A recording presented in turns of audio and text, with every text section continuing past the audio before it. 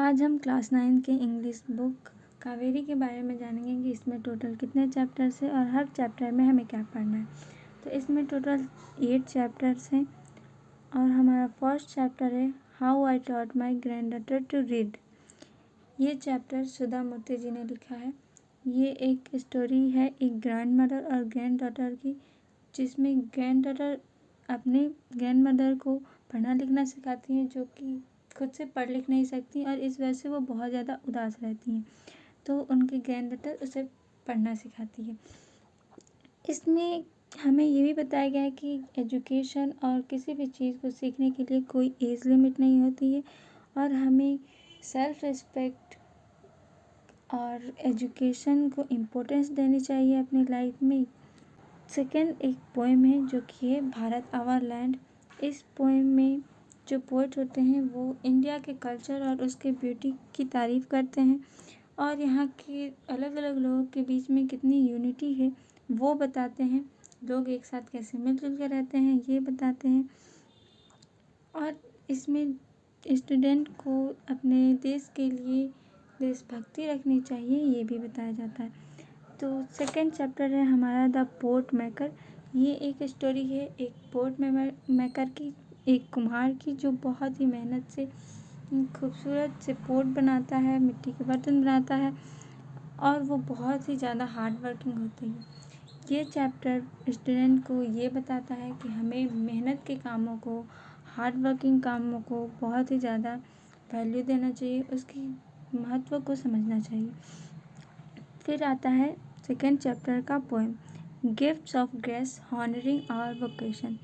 ये पोएम सभी जॉब जो कि सोसाइटी में है, सभी जॉब जितने भी हैं उन सब के इम्पोर्टेंस को बताता है कि सभी जॉब के अलग अलग इम्पोर्टेंस है, भले वो छोटा हो बड़ा हो, सभी अपने अपने जगह पे अपनी अपनी वैल्यू रखते हैं।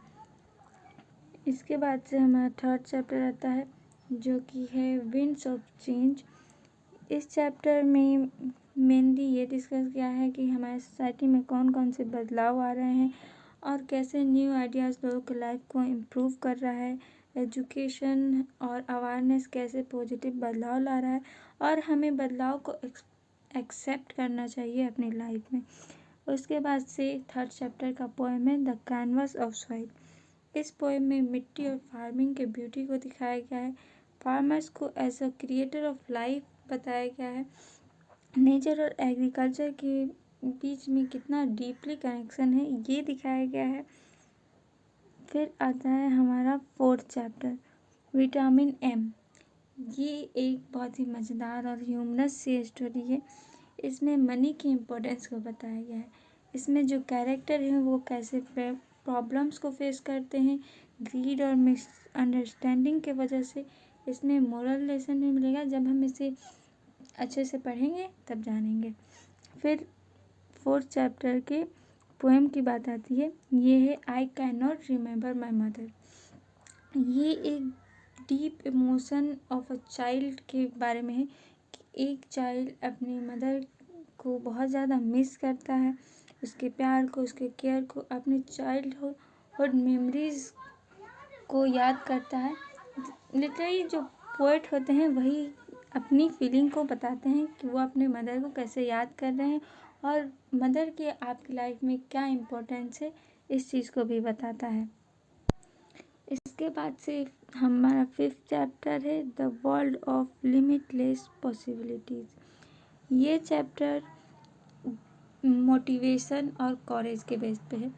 लिटरली ये स्टूडेंट को इनकरेज करता है कि अपनी लाइफ में बहुत ही बड़े बड़े सपने रखें, आपके जो गोल्स है उसको अचीव करें, चैलेंजेस या प्रॉब्लम्स जो भी हमारी लाइफ में आए उसे हम कॉन्फिडेंस के साथ फेस करें। फेस करने पे सारे प्रॉब्लम सॉल्व हो जाएंगे।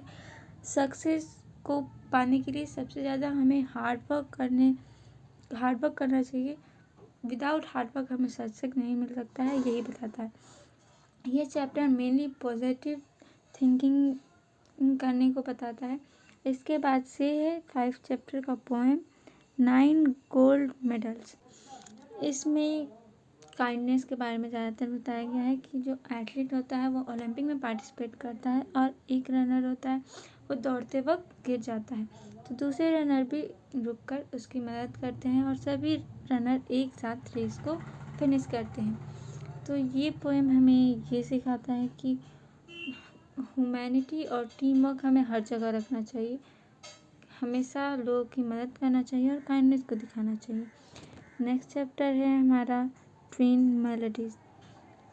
ये चैप्टर मेनली म्यूज़िक के बारे में है, म्यूज़िक रिलेटेड बातें हैं, बहुत सी डिफरेंट म्यूज़िकल स्टाइल के बारे में बताया गया। म्यूज़िक कैसे हैप्पीनेस को फैलाती है, लोगों को एक साथ लाती है, और पावर ऑफ म्यूज़िक के बारे में।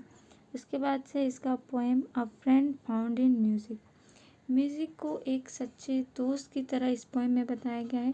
सैडनेस और अकेलेपन में कैसे म्यूज़िक साथ देता है और इंसान को कैसे हील करता है, ये बताया गया है। इसके बाद से हमारा 7th chapter carrier of words. इस चैप्टर में कम्युनिकेशन के इम्पोर्टेंस के बारे में बताया गया है। बुक्स, लेटर्स, लैंग्वेज कैसे नॉलेज को स्प्रेड करते हैं, ये बताया गया है। वर्ड्स कैसे लोगों को जोड़ता है, जो बहुत ही दूर है उन्हें भी जोड़ता है, ये बताया गया है।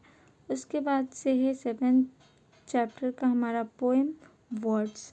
इसमें वर्ड्स की स्ट्रेंथ को बताया गया है कि वो कितना ज़रूरी है। स्वीट वर्ड्स कैसे दिलों को जोड़ता है, दोस्ती करता है, और हार्ड वर्ड कैसे बहुत ही ज़्यादा गहरे जख्म छोड़ देता है, ये बताया गया है। इसमें पोएट ये भी एडवाइस करता है कि हमें लोगों के साथ पोलाइटली, केयरफुली और काइंडली बात करना चाहिए। हमें अपने वर्ड्स पे ध्यान रखना चाहिए कि हम क्या बोल रहे हैं। उसके बाद से हमारा 8th चैप्टर है फॉलो दैट ड्रीम।